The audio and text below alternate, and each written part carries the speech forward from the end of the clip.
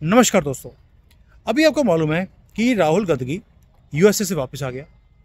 केजरीवाल क्या कर रहा है, जेल से बाहर आ गया है और नौटंकी शुरू कर दी कि मैं तो रिजाइन कर दिया मैंने, और उसने वही मारलेना आतिशी को उसने सीएम बना दिया।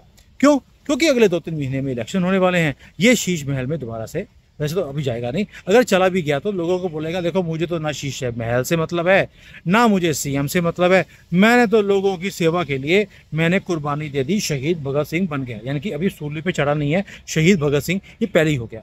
उधर से हमने देखा कि ममता बनर्जी है, उसको भी प्रोटेक्शन है हमारे सुप्रीम कोर्ट के जजेस की तरफ से।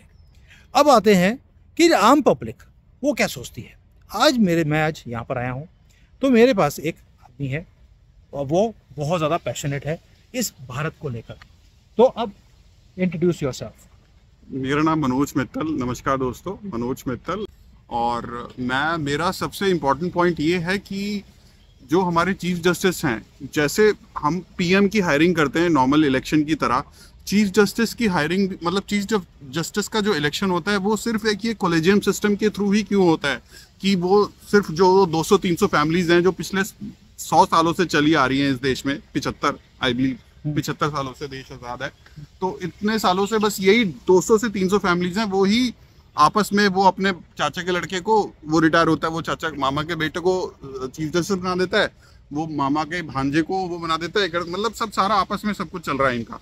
तो कॉलेजियम सिस्टम, अब जैसे मैं ये कहता हूँ कि ये जो हमारे चीफ जस्टिस साहब हैं, हाँ सामने आप चेक करके देखो कि सुप्रीम कोर्ट की वेबसाइट अगर आप चेक करोगे और उनके आप जजेस के असेट्स के बारे में चेक करोगे तो वहां पे ब्लैंक कॉलम आता है।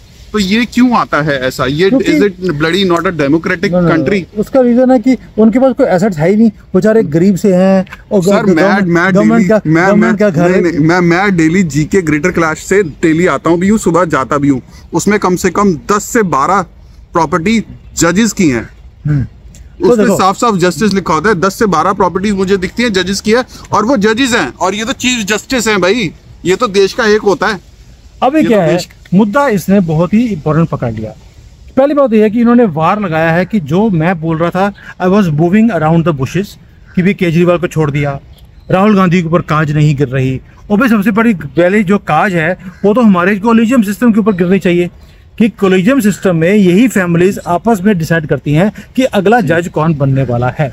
और लोग बोलते हैं, मैं नहीं बोल रहा क्योंकि आपको मालूम है मेरा बड़ा ही सीधा साधा लोग आदमी हूँ, लोग बोलते हैं ये ठग हैं, ये चोर हैं, ये कमीने हैं, मैं नहीं बोल रहा क्यों। और ये क्या हो रहा है कि इन्होंने ना तो राहुल गांधी के ऊपर कोई काज गिरी, अब राहुल गांधी है वो देश के खिलाफ इतना कुछ बोल रहा है, देश के टुकड़े करने की प्लानिंग कर रहा है, तो जो हमारा जस्टिस सिस्टम है इसके ऊपर कोई काम क्यों नहीं कर रहा?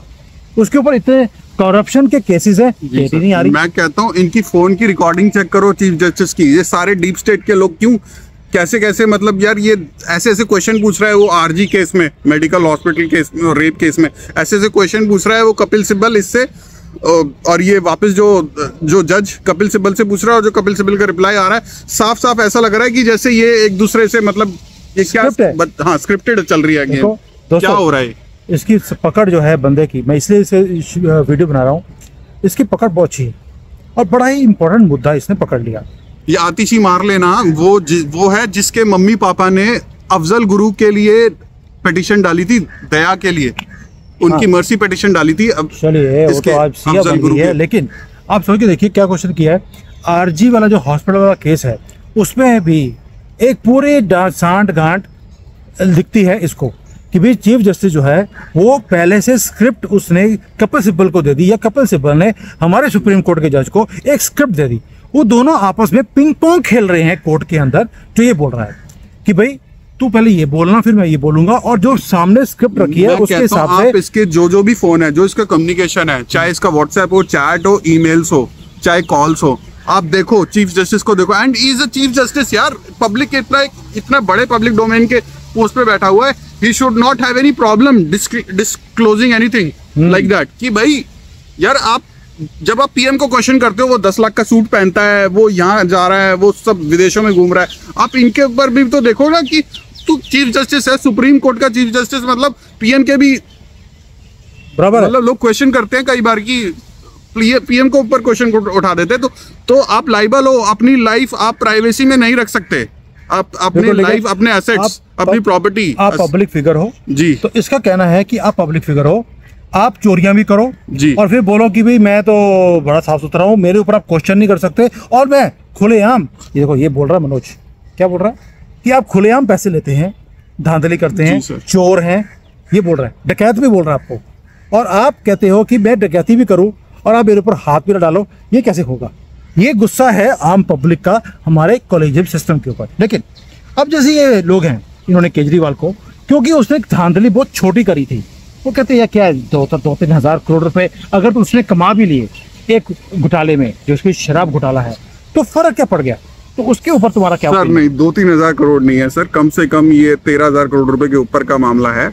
और ये जो अभिषेक मनु सिंघवी को राज्यसभा सीट ऑफर हुई थी, उसकी फीस के बदले के मतलब बोलते हैं 10 लाख रुपए पर, मतलब 5 करोड़ उसका टोटल अमाउंट था आई बिलीव। तो आई डोंट नो, मैंने तो सुना है अभी जो भी। तो how do you feel as a public? Public का फीलिंग क्या है कि भाई आपने धांधली करी 13,000 करोड़ रुपए? मेरे को ये सबसे ज्यादा इरिटेशन है कि चीफ जस्टिस के ऊपर कोई भी क्यों ऐसी कोई स्कैनर क्यों नहीं है? उनका सब चीज पब्लिक में होना चाहिए। जब आप इनकम टैक्स हम जैसे नॉर्मल बंदों के ऊपर लगाते हो, हमारी हर चीज चेक होती है, तो चीफ जस्टिस का कॉलम ब्लैंक क्यों है? सुप्रीम कोर्ट की वेबसाइट है, चीफ जस्टिस के कॉलम ब्लैंक क्यों होता है? चीफ जस्टिस का नहीं, सारे जस्टिस का, किसी भी जस्टिस का वो column, how can you leave it blank on website of supreme court of India, वो जिसे आप सबसे बड़ा एपेक्स इंस्टीट्यूट ऑफ इंडिया। अब देखिए ये बार बार एक क्वेश्चन बोल रहा है, भाई आप अपने आप को प्रोटेक्ट करने के लिए, ये तो वही गला काम हो गया जैसे वक्फ बोर्ड का है, वक्फ बोर्ड ने आपकी प्रॉपर्टी को हजम किया और आप बोलते हैं कि वक्फ बोर्ड की कोर्ट में ही जाकर आपको प्रूव करना है, यानी कि चोर ने चोरी करी और आप चोर की कोर्ट में जाके बोलते हैं कि भैया मेरे घर में चोरी हो गई, अब इसका इंसाफ कीजिए। वही काम ये बोल रहा बार बार कि ये सारा जो हम बात करते हैं, राहुल गांधी को छोड़ दिया, केजरीवाल को छोड़ दिया, ममता बनर्जी के ऊपर काज नहीं गिर रही, इसका मूल जो सेंटर पॉइंट है वो है सुप्रीम कोर्ट जज जो करप्ट है, जो अपने आप को प्रोटेक्ट करता है, अपनी प्रॉपर्टीज को डिक्लेयर नहीं करता, उसका कॉलम ब्लैंक है। जबकि हमें भी पता है, इसको भी पता है कि उसका कॉलम ब्लैंक नहीं है। स्पेशली 2 बारी जा अभी कल भी चेक किया है सुप्रीम कोर्ट की website, column is left blank. Why? तो यानी कि कोर मुद्दा आम पब्लिक का ये है कि सुप्रीम कोर्ट का जज, ये बाकी जस्टिसेस, ये पब्लिक फिगर हैं। अगर ये पब्लिक फिगर है तो इनका कुछ भी जो चीज है वो पब्लिक होनी चाहिए, इनके अकाउंट पब्लिक होने चाहिए। ये पब्लिक क्यों नहीं कर रहे? और ये जिस दिन पब्लिक होना शुरू हो जाएगा, सारा कुछ धांधली बाहर आ जाएगी। ये जो करप्शन है, जो लोगों को लगता है कि सुप्रीम कोर्ट में, हाई कोर्ट में करप्शन है, मुझे लगता है ये ना, जैसे इन्होंने योगी को इस चीज में फंसा दिया ना, कि योगी ने जब बोला कि आप अपनी दुकान पे नाम लिखोगे, इसमें भी कम्युनलिज्म जोड़ देंगे, कम्युनलिज्म एंगल जोड़ देगा, तो डाल ही दिया चीफ जस्टिस। या तो दोबारा से इसमें भी कम्युनलिज्म एंगल जोड़ देगा कि हाँ हमें लेफ्टिस्ट बोला जाता है या तो हम तो अब इसने मुद्दा एक और ले दिया भाई, दुकान के ऊपर नाम लिखने के लिए बोला, तो इन्होंने बोला नहीं जी ये तो गलत है, ये नहीं बोल सकते। How is it possible? फिर तो सर जो जज है, जज ने अपने कमरे के बाहर भी पट्टी लगाई होती है, जस्टिस ये, उसके नीचे नाम लिखा होता है। आप भी लिखना बंद कर दीजिए। अगर आपको ये लगता है कि कॉमनल है तो आप अपने ऑफिस के बाहर भी अपना नाम लिखना बंद कर दीजिए। सेकेंडली, ये तो जो सेल टैक्स वाले हैं उनकी प्रोविजन है कि आपको अपना जीएसटी नंबर प्लस आपके ओनर का नाम लिखना जरूरी होता है। तो व्हाई इज इट कि चीफ जस्टिस या कोई भी जस्टिस हो, कोई भी स्कूल का प्रिंसिपल है, कोई भी अफसर है, वो अपने कमरे के बाहर, इवन प्राइवेट जॉब के भी वहां पे कमरे के बाहर उनका नाम लिखा होता है। तो दुकान के बाहर ही इन्होंने क्यों बोला कि भाई नाम लिखने की जरूरत नहीं है? Why it is like this? और ये क्यों ये चक्कर है?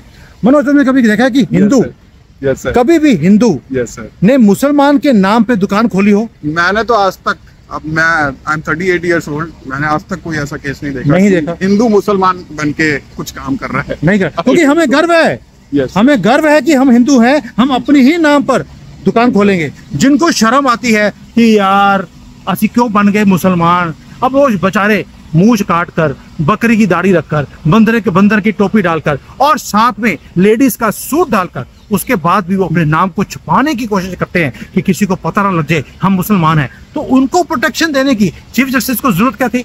मनोज, तुम्हें क्या लगता है ये क्यों किया गया? क्या बोलूं सर, डीप स्टेट के बारे में और ज्यादा बोलूंगा तो मेरी भी जान। नहीं, जान की तो तुम्हारी, देखो ये तो तुम्हें कल ही तुम्हें उठा के ले जाएंगे, मुझे मालूम है। और लेकिन क्योंकि तुमने बहुत बड़े क्वेश्चन मार्क डाल दिया है चीफ जस्टिस के ऊपर कि ये धांधली करते हैं डीप स्टेट का, ये बोल रहा है, मैं नहीं बोल रहा, ये क्या बोल रहा है कि आप डीप स्टेट के आदमी हो चीफ जस्टिस चंद्रचूड़ जी, आप डीप स्टेट के आदमी हो, आपको एक एजेंडा दिया गया है कि आपने मुसलमानों को प्रोटेक्ट करना है, वो चोरी करें, डाके डालें, लड़कियों के रेप करें, वो सब कुछ करें, वो नकली नाम के ऊपर लोगों को धोखा दें, वो थूक वाला खाना दे, पेशाब वाला जूस दें, आप उनको प्रोटेक्ट करोगे। लेकिन अगर हिंदू आएगा तो आप उसे प्रोटेक्शन नहीं देंगे क्योंकि आप डीप स्टेट के आदमी हैं, ये बोल रहे हो? एग्जैक्टली, आई स्ट्रांगली फील कि this chief justice is bought out by deep state. You are bought out, yes. तो चीफ जस्टिस जी, अब वीडियो में बना रहा हूं लेकिन अब मुझे कुछ नहीं कह सकते, अगर आपको कुछ करना होगा तो ये बड़ा है, ये अपना गर्दन सूली पे टांगने के लिए तैयार है, लेकिन वो चाहते हैं कि अगर इसकी श्रद्धांजलि भी दी जाए तो भी ये होगा कि एटलीस्ट आपके ऊपर काश तो गिरी किसी ने, कोई तो मर्द का बच्चा है जिसने पूछा चीफ जस्टिस तेरा कॉलम ब्लैंक क्यों है।